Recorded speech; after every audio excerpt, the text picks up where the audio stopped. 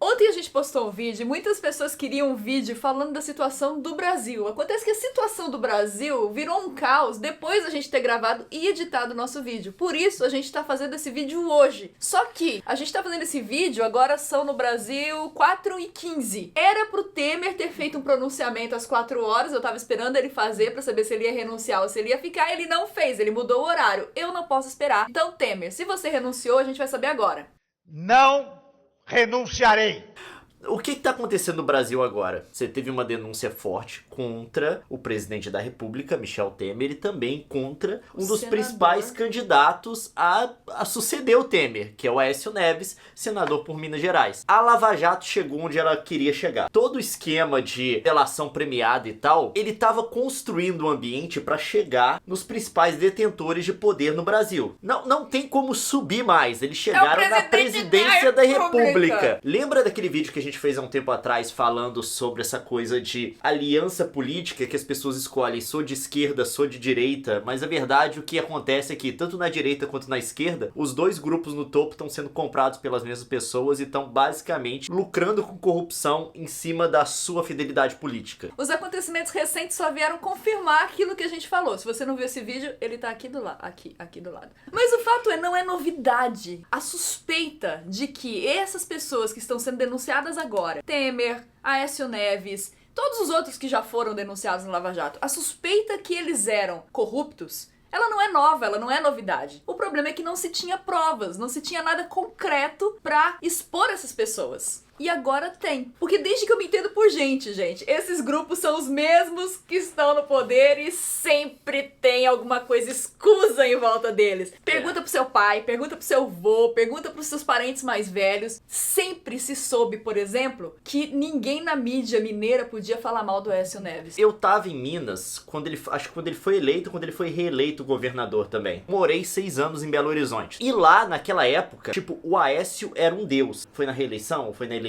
Teve uma dessas que ele não foi a nenhum debate na televisão e ganhou com 80, 70% dos votos. Por quê? A família do Aécio Neves em Minas, ela é muito importante, ela é neto do Tancredo Neves, que se você não sabe, era a pessoa que deveria ser o primeiro presidente da República depois da abertura política, do fim do regime militar. Quem acabou assumindo foi o Sarney, que era o vice dele, porque ele morreu antes de tomar posse. Então, a família Neves é uma das mais influentes da política brasileira, ponto. A irmã dele era, que foi presa agora. É que foi presa. O Aécio acabou sendo o herdeiro político do vô dele, coisa do tipo. Mas era ela que era a organizadora de tudo no backstage. Isso são coisas que se diziam naquela época em Minas Gerais e acho que o pessoal fala disso até hoje. Qualquer estado tem essa história, né? Qualquer pessoa que se informe sobre política e sobre as investigações que correm nas esferas estaduais e municipais sabem que várias famílias no poder, elas lidam com essa suspeita de corrupção que paira sobre elas. E é muito difícil uma família enriquecer com a política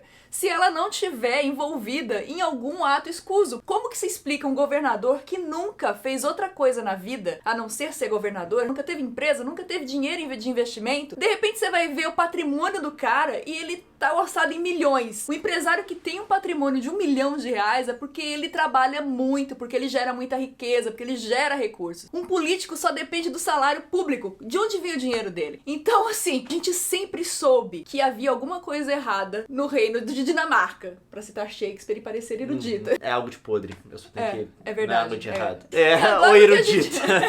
Erudita meia boca. Mas agora o que a gente tá vendo? As suspeitas serem investigadas. E isso, eu até coloquei no meu Twitter, é o melhor que poderia acontecer pro país. Enxergar o que tá de errado e aí decidir se a gente vai virar um país sério ou se a gente vai continuar nessa palhaçada. Eu acho que agora a gente conseguiu ter, de fato, uma escolha. O que a gente vai fazer com isso? E que tinha uma coisa podre, a gente já sabia. Tinha um rato escondido debaixo do carpete. Pela primeira vez, a gente tá lá e identificou o corpo. A gente vai fazer o que com esse rato? A gente vai enterrar? Ou a gente vai ficar cultivando ele na nossa sala? Tô extremamente otimista com a situação política do país agora, por incrível que pareça. O país tá todo desarranjado, tá um caos. Achar que o país tá ruim por conta disso é a mesma coisa que achar que colocar mertiolate num machucado é ruim porque tá ardendo agora. Mas se você não tratar, o treco, sei lá, vai te dar gangrena.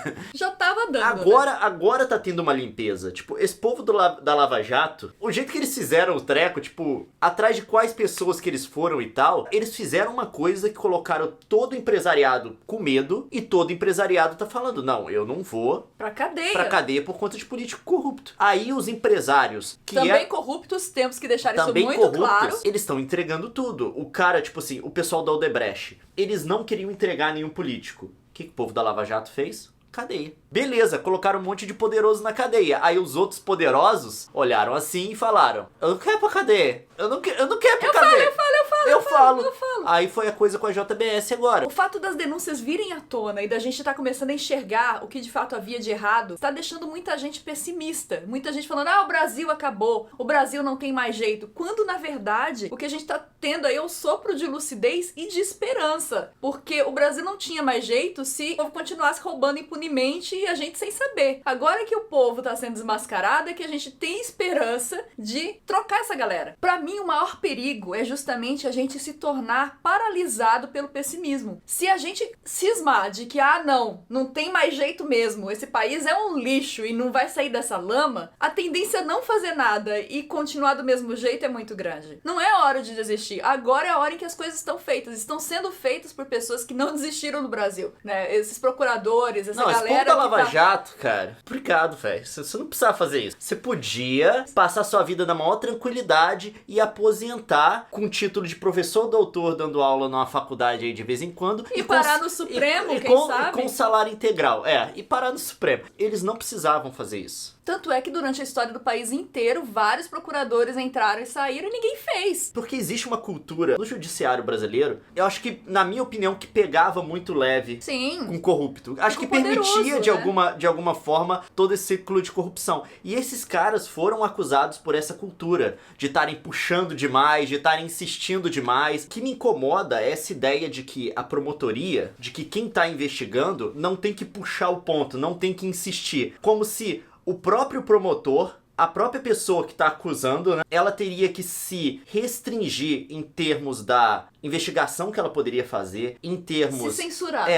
Das testemunhas que ela podia buscar. E esse é o papel do juiz. Era para chegar no juiz, o juiz decidir se sim ou não. Essas coisas podem ser revistas pelo juiz. Mas a promotoria não. A promotoria tem que usar tudo que ela pode, todo o recurso legal, todo o poder que ela tem para tentar descobrir a verdade. Eu tenho a impressão como cidadão de que em muitos momentos no Brasil faltou isso por parte do poder público. E agora finalmente tem uma galera que tá fazendo isso. Eles insistem mesmo, tipo assim, eles vão atrás. Isso coloca a gente num patamar de desenvolvimento, assim, de instituição democrática, entendeu? Nos Estados Unidos nunca não se faz isso. No... Nos Estados Unidos não se faz isso. Não, e quando que isso foi pensado há 10 anos atrás? Quando que você falava que isso ia acontecer no Brasil? Um governador na cadeia, um grande empresário na cadeia, o presidente da Odebrecht na cadeia. Não, e pela primeira vez a gente tem chance de dizer e de falar que aquelas suspeitas que antes eram da ciência de todo mundo são desmascaradas e passíveis de serem punidas pela lei. São boas notícias. O nosso otimismo não é cego, tá? A gente sabe que a situação é delicada, que a economia vai sofrer pra caramba, a gente sabe o momento é dessa confusão toda. Mas acho que o maior perigo é a gente se ausentar da política e deixar isso pra lá. Manter o omisso por causa da apatia ou do pessimismo. O que tá acontecendo é bom. Nosso problema é o seguinte, as dúvidas, elas não foram dissipadas, elas continuam pairando sobre o Congresso. Metade do Congresso é investigado, metade tem processo nas costas, sério, assim. Aqueles parlamentares que nós, como povo, elegemos, aquilo precisa ser reelegido. Eu vi alguns twitters do Whindersson falando sobre isso. Do povo assumir a sua responsabilidade. A grande realidade é que as pessoas continuam vendendo voto em troca de R$20. Pelo emprego do primo, que depois que o deputado foi eleito vai trabalhar na Assembleia Legislativa. Cara, o brasileiro tem que mudar o jeito como ele pensa a relação dele com o político. Aquela relação personalista com o político. Não, eu voto nesse cara porque ele concede esses benefícios pra mim ou pro lugar onde eu moro ou pra alguma pessoa que eu conheço ou simplesmente porque o cara é da família tradicional da região. O pessoal tem que parar de pensar desse jeito. Pensa que o político é seu empregado. Porque no Brasil a gente não tem uma clareza da quantidade de imposto que a gente tá pagando, mas tá batendo aí 40% do PIB. Você trabalha 12 meses no ano, pelo menos 4 vão direto pro governo, não é pra você. Quando o cara tá asfaltando uma rua sua, quando o cara tá melhorando a praça do seu bairro, não é um favor. Ele tá fazendo o que ele é pago pra fazer. O que ele é pago pra fazer com o seu dinheiro. A gente criou a classe política pra ser aristocrata. Eles andam de de carrão, eles têm a conta telefônica paga, é como se fosse uma aristocracia. E os caras não são, os caras são pessoas que você remunera. Então eles têm que se portar como trabalhadores pagos por você. É essa nossa relação que tem que mudar. Nós temos que ser mais vigilantes e temos que ser mais exigentes. Mas a gente só vai fazer isso se a gente perceber com clareza o momento histórico que nós estamos. É um momento bom, é o momento da reviravolta. É o momento em que da faxina. Tudo pode mudar. Tudo pode dar. Como é que é a música do Gil? Tudo vai dar pé. É do Marley. Tudo vai. É como diria aquele filósofo famoso Nietzsche, só sei que nada sei. Sabe o que o Nietzsche falou também? O quê? O que não mata engorda. Fortalece. O que não mata engorda, gente. Tá no crepúsculo dos ídolos. A minha tese de mestrado, que eu não defendi em filosofia, ela era sobre conceito de dionisíaco no crepúsculo dos ídolos. É porque mudou. Porque o conceito de dionisíaco aparece a primeira vez no Nascimento da Tragédia. Mas desde o Nascimento da Tragédia, a filosofia do Nietzsche mudou muito. Seu like. E o crepúsculo dos Inscreva-se no canal se é você um não livro tiver produzido inscrito. no último ano de produção os nossos dele, conteúdos antes dele abraçar um cavalo e ficar doidão. É isso. Então, E força, gente. Nós vamos passar. Foi diferente. tudo isso. Beijo. Tchau.